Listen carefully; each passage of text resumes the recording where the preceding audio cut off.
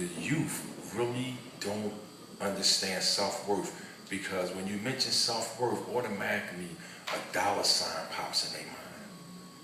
They don't really understand what self-worth really is. And then they don't see inspiration in anyone, because we trying to bring them to where we at.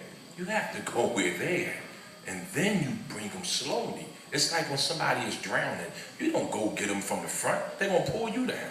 You have to get them from behind and calm them down, and you bring them back into the shore.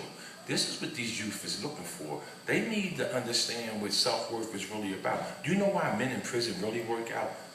Sure, for the health reason, but to feel better about themselves. Because even as grown men, our self-esteem is so low when we incarcerated, because we abandon everything we say we hold dear to us. We abandon our family, we abandon our women, our children, we abandon the responsibility that a man's supposed to have in the household. That's why you see single parents the way you see them right now, because the other half is incarcerated.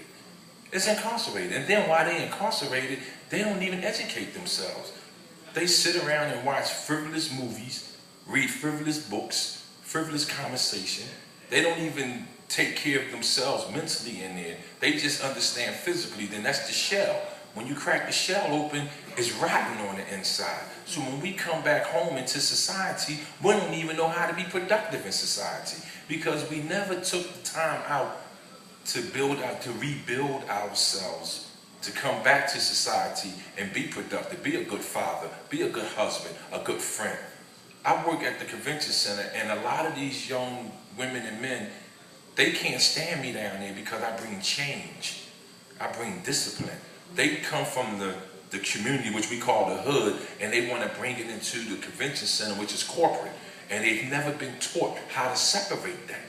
They've never been taught. So they'll show up in the convention center with somebody that the flower show them paid $4.3 million to be there with a do-rag on. You done paid $4 million for a building, and here they come in with a do-rag on, cell phone in their hand, shirts all out, and pants sagging. And this is what this is. This is what the image of our youth is. This is what's really going on. When I sit in Overbrook and I teach them and I speak to them, half of the women are sitting there stroking their hair, taking selfies. And the guys really, they sitting there twisting their hair. And then when you do a one-on-one with them, half of them can't even read. And they embarrassed and ashamed to let you know that.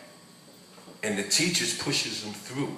Because when they trying to teach and you got 32 people in the classroom, and then you have 3 people disrupting you, that's hard to teach. So they give up. You have to be a certain type of individual to actually get something done in life. Thank you. Mr. Mose, could you speak to what you